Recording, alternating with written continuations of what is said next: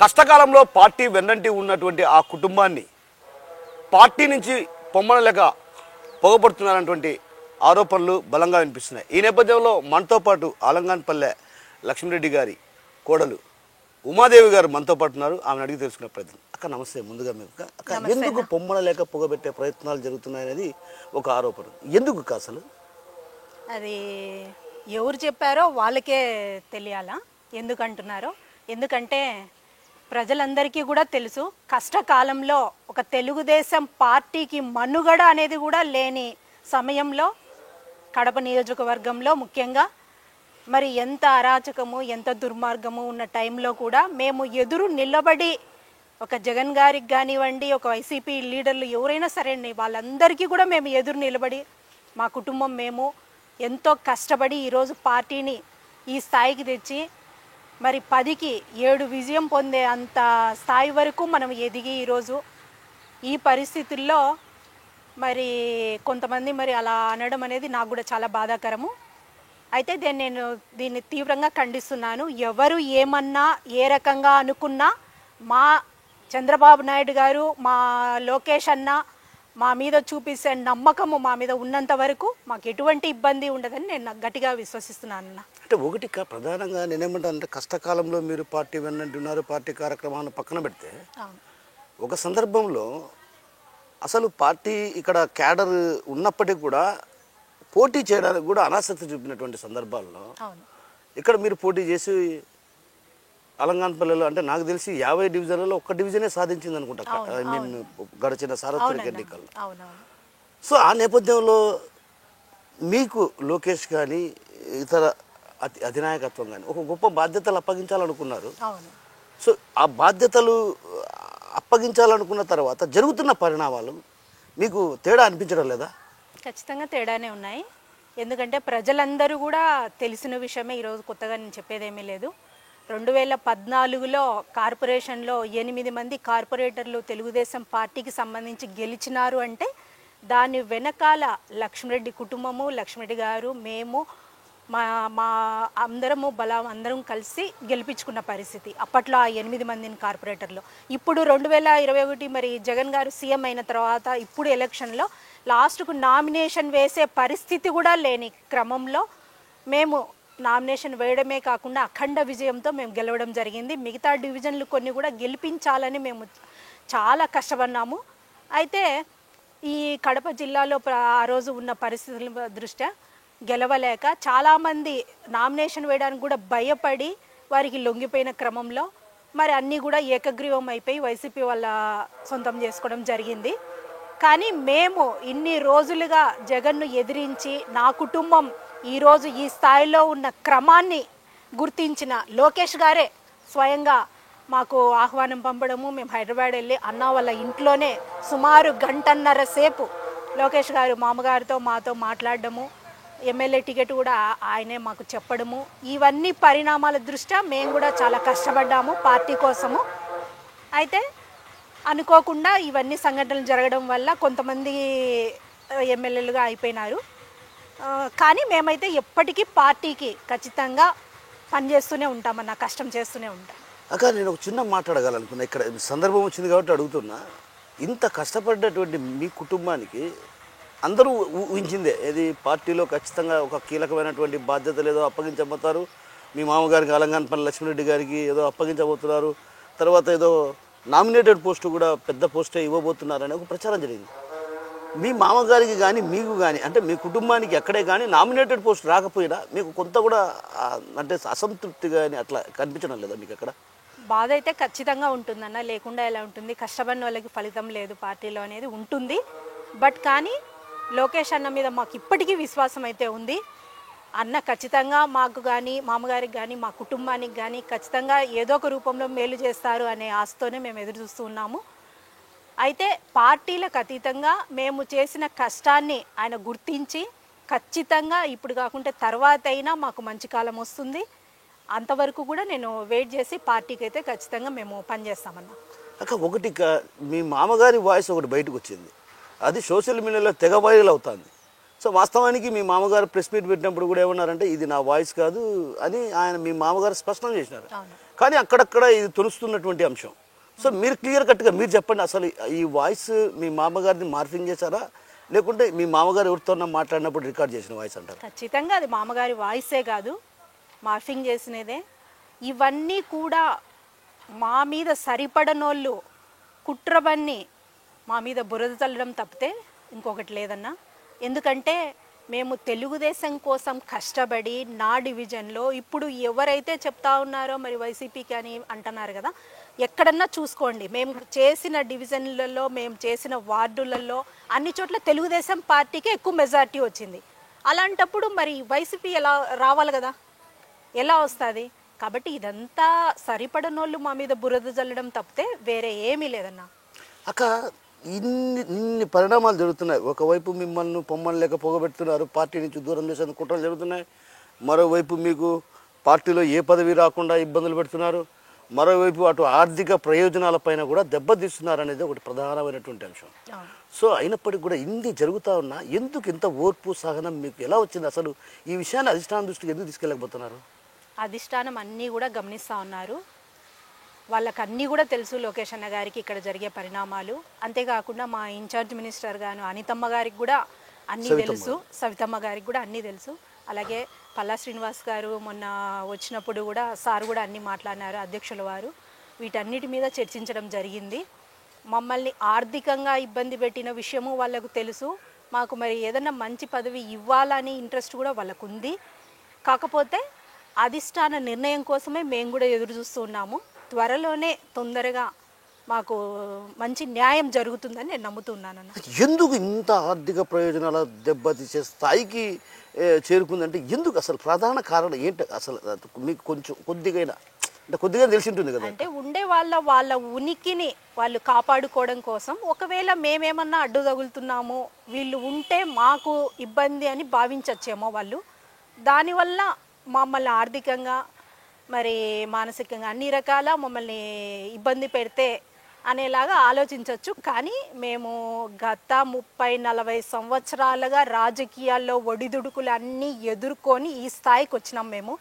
అటువంటప్పుడు ఇటువంటి చిన్నా చితగా వాటికి మేము ఎప్పుడు బెదిరేది లేదు, మేము స్ట్రాంగ్గానే ఉన్నామన్న. అంటే ఇప్పుడు ఇటీవల ఒక టాక్ భయంకరంగా వినిపిస్తుంది అక్క. ఈసారి ఉమాదేవి ఖచ్చితంగా మేయర్గా పోటీ చేస్తారు, అధిష్టానంలో మంచి పేరుంది, అలంగానపల్లి లక్ష్మిరెడ్డి గారు ఖచ్చితంగా పట్టుబట్టి సాధించుకుంటారు అనేది ఒక ప్రచారం ఉంది. సో ఆ కోవలో ఏమన్నా మీరేమన్నా మేయర్ పదవికి అడ్డొస్తుందని ఏమన్నా ఆ దిశగా ఏమైనా కొందరు ఎవరైనా కుట్రలు చేస్తున్నారా? అట్లా కూడా ఉండొచ్చు అన్న. ఎందుకంటే కడపలో లక్ష్మిరెడ్డి గారు అంటే ఏంటి, వాళ్ళ కుటుంబం ఏంటంటే ఉమా అంటే ఏంటని వాళ్ళకి తెలుగుదేశంకి సంబంధించిన వీళ్ళు ఒక బ్రాండెడ్ అని అందరికీ తెలుసు. కాబట్టి ఒకవేళ మా ఎదుగుదలను ఓర్చుకోలేక ఇబ్బంది పెట్టాలన్న కొవ్వలో కూడా ఇట్లాంటివన్నీ జరిగిండొచ్చు. కానీ ఏది ఏమైనా నేనైతే న్యాయ పోరాటంగానే మేము ముందుకెళ్తాము. లోకేష్ గారికి ఎట్లా చెప్తే ఆ రకంగానే మేము పనిచేసేదానికి సిద్ధంగా ఉన్నామన్నా. మొదటి నుంచి కూడా గతంలో కూడా మీరు లోకేష్ ఏ విధంగా చెప్తే ఆ విధంగా నడుచుకుంటామన్నారు, ఇప్పుడు కూడా అదే విధంగా అంటున్నారు. ఇన్ని సమస్యలు జరుగుతున్నప్పుడు మీరు ఎందుకు లోకేష్ దృష్టికి కానీ లేకుంటే అధిష్టానం దృష్టికి కానీ చంద్రబాబు దృష్టికి కానీ ఎందుకు తీసుకెళ్ళలేకపోతున్నారు? అసలు జరుగుతున్న పరిణామాలు ఒక్కొక్కరు పార్టీలో క్యాడర్ కూడా పూర్తిగా నాకు తెలిసి పార్టీలో క్యాడర్ పాత క్యాడర్ ఎక్కడ కనబడటం లేదు. పార్టీలో ఎక్కడ మీరు చూస్తున్నారా? పార్టీలో క్యాడర్ ఎక్కడ లేదు, పాత వాళ్ళు ఎవరు లేరు. లెక్కేసుకుంటే పాత వాళ్ళు కనిపించడం లేదు మీ పార్టీలో. సో ఈ విషయాన్ని మీరు ఎందుకు తీసుకెళ్ళలేకపోతారు? ఒక మహిళా నేతగా మీరు తొలుత ఆస్పిరెంట్గా ఉన్నారు కాబట్టి నేను అడుగుతున్నా, ఎందుకు మీ ఈ విషయాన్ని అటు పార్టీ అధిష్టానం దృష్టికి కానీ ఇన్ఛార్జి మంత్రి సవితమ్మ దృష్టికి కానీ చంద్రబాబు గారి దృష్టికి కానీ లేదా రాష్ట్ర అధ్యక్షుల దృష్టికి కానీ ఎందుకు తీసుకెళ్ళలేకపోతున్నారు? మీరు ఎందుకు తీసుకెళ్తున్నాము. మహానాడు ముందు కూడా మేము సార్తో కలవడం జరిగింది. లోకేష్ అన్న గారు కానీ చంద్రబాబు నాయుడు గారు కానీ వాళ్ళన్నీ కూడా మాట్లాడుతూ ఉన్నారు. వాళ్ళకు ప్రతి ఒక్క విషయము ఇక్కడ జరిగేది అన్నీ తెలుసు.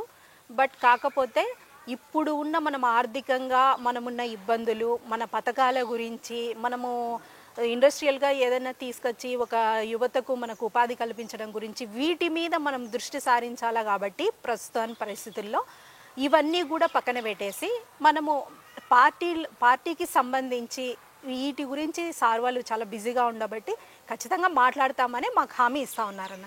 అంటే ఈ అంతర్గత కలహాలు పక్కన పెట్టి మనకు కావాల్సింది ప్రజలకు కావాల్సినది చూసుకునే దాంట్లో మనకు ముందుకు పోవాలి కానీ ఇవన్నీ కూడా నథింగ్ అంటారు. అంతే, ఖచ్చితంగా నథింగ్.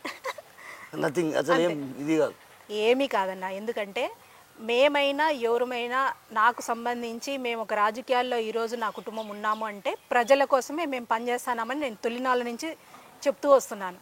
ఆ ప్రజల కోసం మన బాబు గారు ఏవైతే ఇప్పుడు పథకాలు కానీ డిఎస్సి కానివ్వండి, మెగా డిఎస్సి కానివ్వండి, నిరుద్యోగుల సమస్య కానివ్వండి, మహిళలకు సంబంధించి కానివ్వండి, ఇవన్నీ ఆయన దృష్టిలో ఆయన మరి మనకు నెరవేర్చడం కోసం ఆయన బిజీగా ఉన్న సమయంలో మనం ఇవన్నీ చిన్న చితక సమస్యలు ఆయనకు తీసుకెళ్లడం ఆయన దృష్టికి సమంజసం కాదు. అయినా కూడా ఆయన దృష్టికి వెళ్ళినాయి. ఆయన కూడా మాతో మాట్లాడినారు. ఖచ్చితంగా వీటన్నిటికీ త్వరలోనే పులి స్టాప్ ఉంటుందన్న. ఖచ్చితంగా ప్రభుత్వం అమలు చేస్తున్నటువంటి సంక్షేమ పథకాలను ఉమాదేవి గారు ఎప్పటి నుంచి ప్రజల్లోకి వెళ్ళబోతున్నారు, ఎప్పటి నుంచి ప్రజల్లోకి ఆ పథకాలను వివరించబోతున్నారు? ఆల్రెడీ పథకాలు బాబు గారు ఇప్పుడు పెన్షన్స్ చూస్తే పెన్షన్ ఆల్రెడీ ఇవ్వడం జరిగింది. గత ప్రభుత్వంలో ఏ ప్రభుత్వం ఈయని విధంగా 4,000 రూపాయలు అక్షరాల ఇవ్వడం అంటే అది మాటలు కాదు. మరి ఇంతమంది జనాలకి 4,000 రూపాయలు మరి బాబు గారు అందిస్తున్నారు. అలాగే దీపం పథకం కింద ఆల్రెడీ ముందు ఒక సిలిండర్ ఇచ్చేసామన్నా, మళ్ళీ ఫ్రెష్గా మొన్న ఒక సిలిండర్ కూడా మేము అందించడం జరిగింది. అలాగే ప్రతిదీ కూడా సారు డిఎస్సి కూడా రిలీజ్ చేస్తామంటున్నారు. ఫ్రీ బస్సు కూడా త్వరలోనే తీసుకొస్తామనేసి బాబు గారు మనకు భరోసా ఇచ్చారు. కాబట్టి మనము ఇప్పుడు 4వ తారీఖు జూన్ 4వ తారీఖు సంవత్సరము గడిచిపోతుంది. సంవత్సరంలో ఇవన్నీ కూడా చేశారు. ఇక ముందు మిగతా పథకాలన్నీ కూడా అమల్లోకి వస్తాయన్న. ఖచ్చితంగా ప్రతి పథకాన్ని అమలు చేస్తారు, ఖచ్చితంగా అమలు చేస్తారు. బాబు గారు ఏదన్నా మాట ఇచ్చారంటే ఆయన మాట మీద నిలబడే మనిషి, విజన్ ఉన్న మనిషి. ఖచ్చితంగా ఆయన నమ్మే ఈరోజు జనము మరి ఆయనకు బ్రహ్మరథం పట్టినారు. కాబట్టి ఖచ్చితంగా అన్ని పథకాలు కూడా సార్ గారు అన్నీ కూడా రిలీజ్ చేస్తారు. ఇక్కడ ఒక చిన్న విషయం అడగదలుచుకున్నా. మహానాడులో చంద్రబాబు కీలకమైన వ్యాఖ్య చేశారు. మన పార్టీలోకే వస్తారు, మన కళ్ళు పొడవడానికే వస్తారు, కొంచెం తస్మాత్ జాగ్రత్త అన్నాడు. ఈ వ్యాఖ్యలను ఎవరిని ఉద్దేశించి, నేనేమనుకుంటున్నా అంటే కడపలో కొంతమందిని ఉద్దేశించి అన్నారని నేను అనుకుంటున్నా. అంటే ఆయన మాట్లాడే మాట రాష్ట్ర వ్యాప్తంగా అనుకుంటాం. బట్ ఎందుకంటే కడపలో స్పష్టంగా ఆయన చెప్పిన మాటలను బట్టి చూస్తే కడపలో కొంతమంది వైసీపీ నుంచి టీడీపీలోకి జంప్ అయ్యి మన కన్ను పొడవడానికి ప్రయత్నాలు చేస్తున్నారనేది ఒకటి తీవ్రమైన వ్యాఖ్యలు చేశారు ఆయన. సో అది కడపను బేస్ చేసుకుని అని ఉండొచ్చని భావించవచ్చా? కడపనే ఏం లేదు, సభ కడపలో జరిగింది కాబట్టి మీరు కడప గురించి అన్నారేమో అనేసి ఒకవేళ అనుకోండొచ్చు. ఓవరాల్గా మన పార్టీలో ఇప్పుడు ఉన్న సభ్యులు ఎలా ఉండాలి, కొత్తగా చేరిన వారి వల్ల మనకి ఎటువంటి ఇబ్బంది లేకుండా మనం ఎలా చూసుకోవాలి, పార్టీని ఎలా ముందుకు నడిపించాలి అనే ఉద్దేశంతో ఒక ముందు చూపుతో ఆయన ఏదైనా హెచ్చరిక చేసిండొచ్చే కానీ కడప వరకు అయితే ఏమీ కాదన్నా అన్నాడు కదా. ఆయన కీలకమైన వ్యాఖ్యలు చేశాడు. కోవర్ట్లు వస్తున్నారు మన పార్టీలోకి, మన కళ్ళను మన వేళ్లతోనే పొడిచే ప్రయత్నాలు జరుగుతున్నాయి అని ఆయన కీలకమైన వ్యాఖ్యలు చేశాడు. అలా ఏం లేదన్నా, కోవర్ట్లు అనేసి ఏం లేదు. జనరల్గా పార్టీలోకి ఎవరు వచ్చినా పార్టీకి అనుగుణంగానే మనం పనిచేయాలా. అంటే కుట్రను మీరు పట్టుకోవాలి అంటున్నాడు ఆయన. ఆయన అనే మాట మీకు స్పష్టంగా అర్థం చేసుకోవాల్సిన అంశం ఏంటంటే మన పార్టీలోకి వస్తారు, మన వేలుతోనే మన కన్ను పొడుస్తారు, అలాంటి వాళ్ళని గ్రహించండి, అలాంటి వాటిని ఉపేక్షించొద్దని హెచ్చరిక జారీ చేశారు. ఎందుకంటే ప్రస్తుతం ఉన్న పరిస్థితుల్లో పార్టీ అనేది డ్యామేజ్ కాకుండా ఇదే స్థాయిలో మనం ముందుకు తీసుకెళ్ళాలి అంటే ఖచ్చితంగా నాయకత్వం అనేది కరెక్ట్గా ఉండాలి. ఒకవేళ సార్ గారు అన్నట్లు ప్రజల్లో ఏదైనా చెడు భావాలతో నాయకత్వం అనేది ముందుకెళ్ళినప్పుడు పార్టీ డ్యామేజ్ అవుతుంది అనే ఉద్దేశంతో ఆయన అలా చెప్పిండొచ్చు.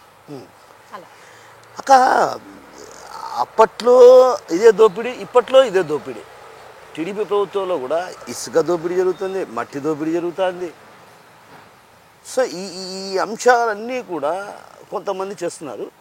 వీటిపైన ఏమైనా ఎప్పుడైనా మీరు అధిష్టానం దృష్టికి తీసుకెళ్ళడం కానీ ఇట్లా మన పార్టీకి చెడ్డ పేరు వస్తుంది, చెడ్డ పేరు వచ్చే విధంగా వ్యవహరిస్తున్నారు, ఇలాంటి వారిని కొంచెం కట్టడి చేయాల్సినటువంటి అవసరం ఉందన్న విషయం ఎప్పుడైనా మీరు ఏమైనా అధిష్టానం దృష్టికి తీసుకెళ్ళే సందర్భాలు ఉన్నాయి? ఖచ్చితంగా, ఎందుకంటే కట్టడి చేయాల్సిన అవసరం కూడా ఉంది. ఎందుకంటే బీదలకు చేరవలసిన ఇసుకను మధ్యలోనే ఈ పెత్తందారులు అనేది ఇవన్నీ కూడా జరుగుతూ ఉన్నాయి. కాకపోతే ఇవన్నీ కూడా అధిష్టానం దృష్టికి కొంతవరకు చేరిండొచ్చు, నాకు తెలిసి కొంతవరకు వెళ్ళకపోవచ్చు. అవన్నీ కూడా మీరు అన్నట్లు ఎమ్మెల్యే స్థాయిలో ఉన్న వాళ్ళు తీసుకెళ్లాలనేసి నా ఉద్దేశము. నేను కూడా మీ తరపున, ఈ ఛానల్ తరపున నేను కూడా రిక్వెస్ట్ చేసుకుంటున్నాను, ఎవరైనా ఉన్న నాయకులు ఇక్కడ జరుగుతున్న విషయాల గురించి ఖచ్చితంగా అధిష్టానానికి చేరవేయాలని నేను కూడా కోరుకుంటున్నాను. వాళ్ళు తీసుకెళ్ళాలి. అక్క సవితమ్మ గారు తరచుగా కడపలో సమావేశాలు ఎలా ఉంది మీకు సవితతో బాగుంది. ఇన్ఛార్జి మినిస్టర్తో మీకు ఎలా ఉంది సంబంధాలు? చాలా చక్కగా ఉంది. సవితమ్మ గారు నిజంగా ఎక్సలెంట్గా పనిచేస్తూ ఉన్నారు.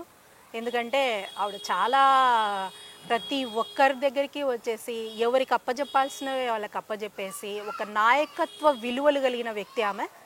చాలా బాగా చేస్తూ ఉన్నారు. ఆమె మాకు ఇన్ఛార్జ్ మినిస్టర్ కావడం కూడా మేము కూడా ఒక అదృష్టంగా ఫీల్ అవుతా ఉన్నాము.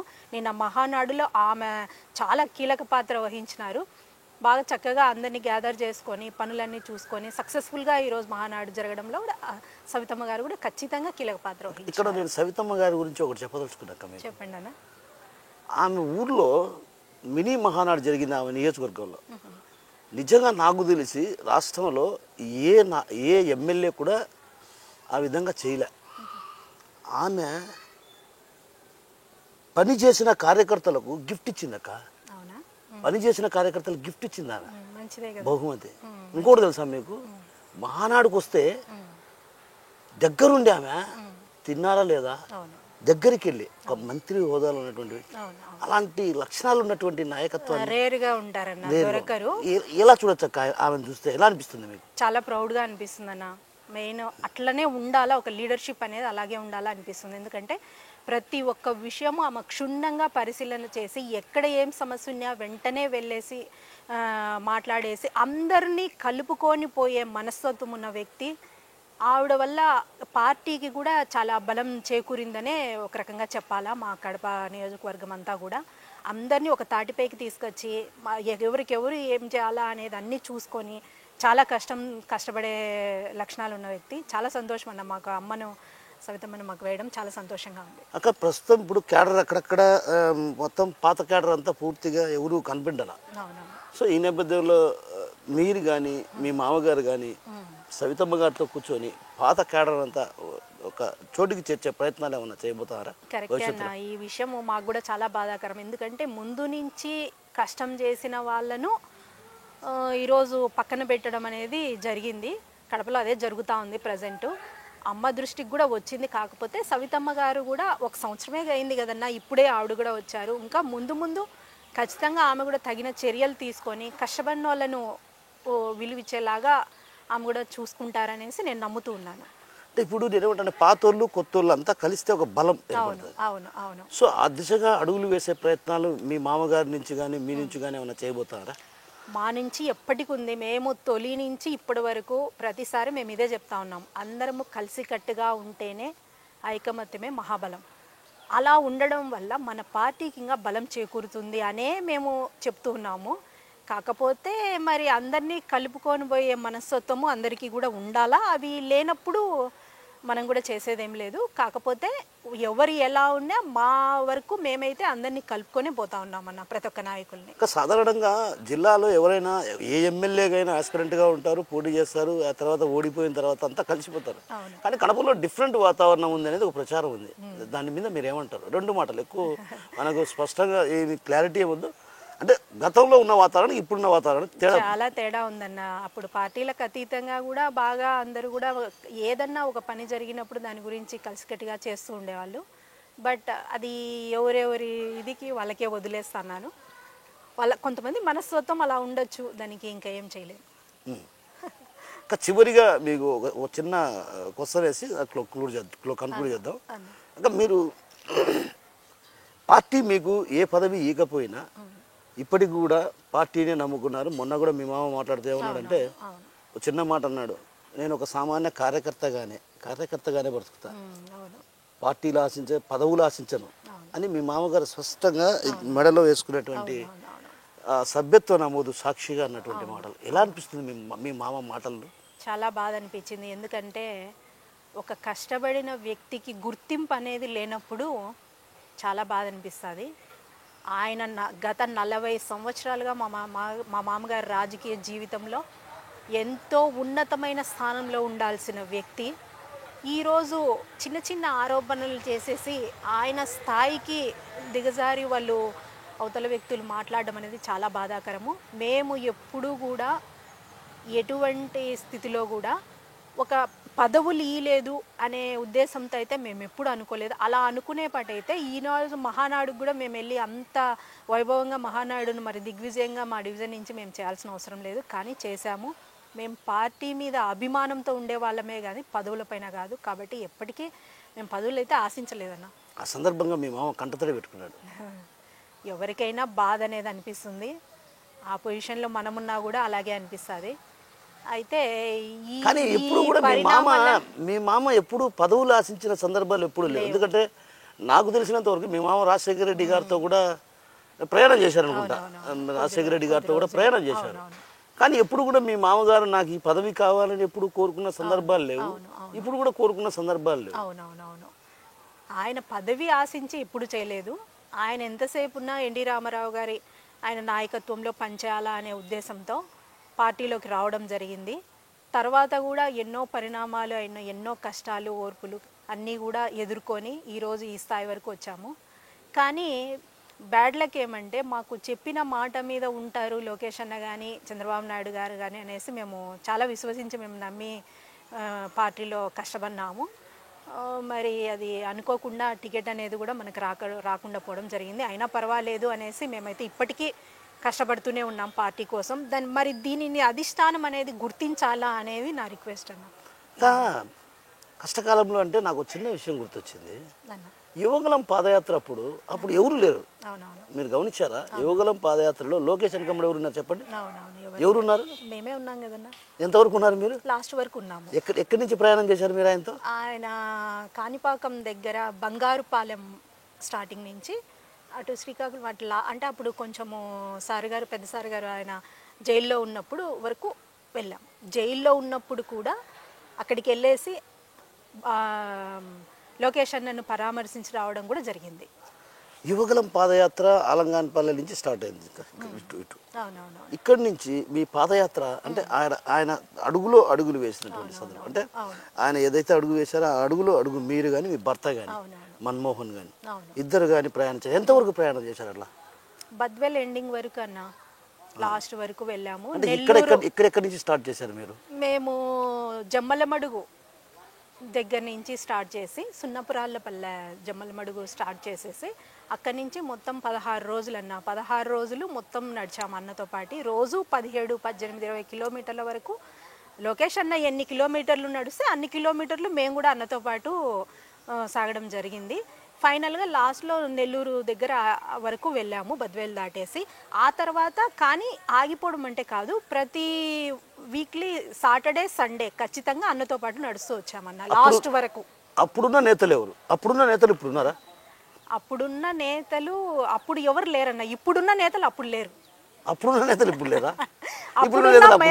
అప్పుడున్న మేము ఇప్పుడు లేకుండా మమ్మల్ని చేశారు.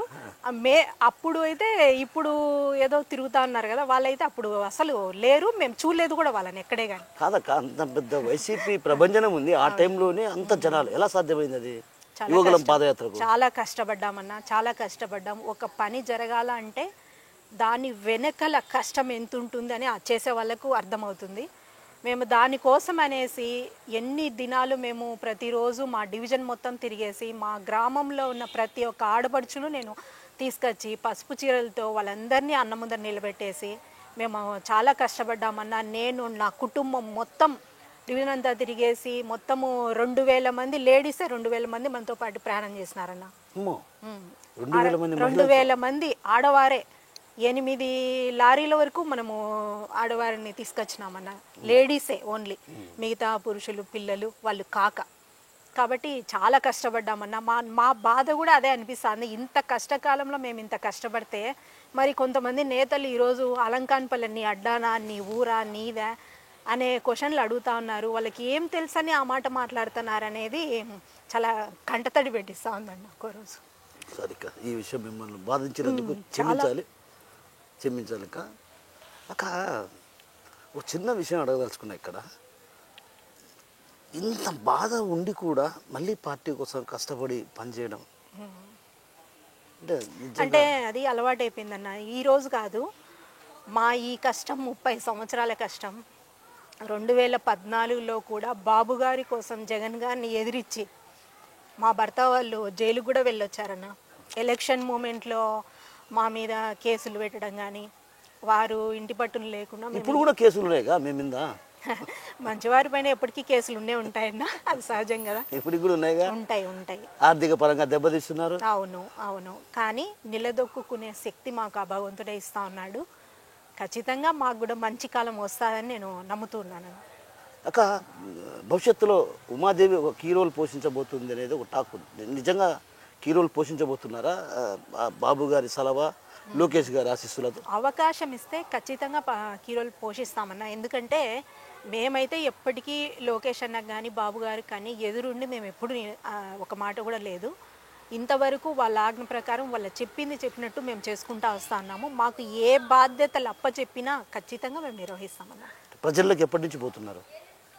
ప్రజల్లో నేను ఎప్పుడు నిత్యం ఉండేవాళ్ళమే. పొద్దున్న లేచిన నుంచి మేము కానీ మా మామగారు కానీ మేము ప్రజల్లో ఉండబట్టే ఈరోజు నా డివిజన్లో ఎప్పుడైతే కార్పొరేషన్ అనేది ఏర్పడిందో అప్పటి నుంచి ఇప్పటి వరకు కార్పొరేటర్గా మాకు ఎదురే లేకుండా ఉందంటే ప్రజల ఆశీర్వాదమే, వాళ్ళకు మేము చేసే సేవే.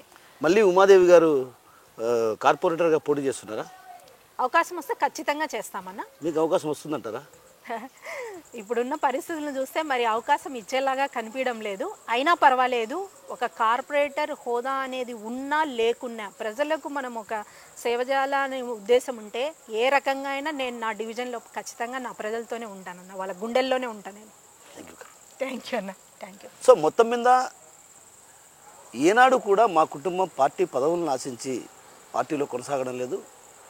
పార్టీ శ్రేయస్సు, ప్రజా సంక్షేమం ఇవి రెండు కళ్ళుగా భావిస్తూ కూడా చంద్రబాబు పాలన సాగిస్తున్నారు. యువనాయకుడు నారా లోకేష్ ఇద్దరూ కలిసి పార్టీని మరింత బలోపేతం దిశగా అడుగులు వేస్తున్నారు. వారి అడుగులో మేము అడుగులు వేస్తామే తప్ప ఎప్పుడు కూడా వారికి వ్యతిరేకంగా పనిచేయబోం. జరుగుతున్న పరిణామాలన్నీ కూడా అధిష్టానం గమనిస్తూనే ఉంది. రాబోయే రోజుల్లో ఖచ్చితంగా తమకు మంచి భవిష్యత్తు ఉంటుంది అన్నది ధీమాను వ్యక్తం చేస్తూ, మరోవైపు ఏదైతే ఇబ్బందులు అనేటివి వస్తూ ఉంటాయి వాటిని ఎదురొడ్డి నిలబడే ధైర్యము, సత్తా మా మామగారికి, మా కుటుంబానికి ఉంది. ఎప్పుడు కూడా అధైర్యపడం, ముందుకు వెళ్ళడమే తప్ప వెనక్కి అడుగు వేసే ప్రసక్తి లేనటువంటి విషయాన్ని మనతో పాటున్నటువంటి టీడీపీ నేత, కార్పొరేటర్ ఉమాదేవి గారు చెప్తున్నారు. కెమెరా పర్సన్ హరితో కిషోర్, RTV కడప నుంచి. ఇండియా పాకిస్తాన్ ఉద్రిక్తతలపై లేటెస్ట్ అప్డేట్స్ కోసం డౌన్లోడ్ చేసుకోండి RTV లైవ్ యాప్.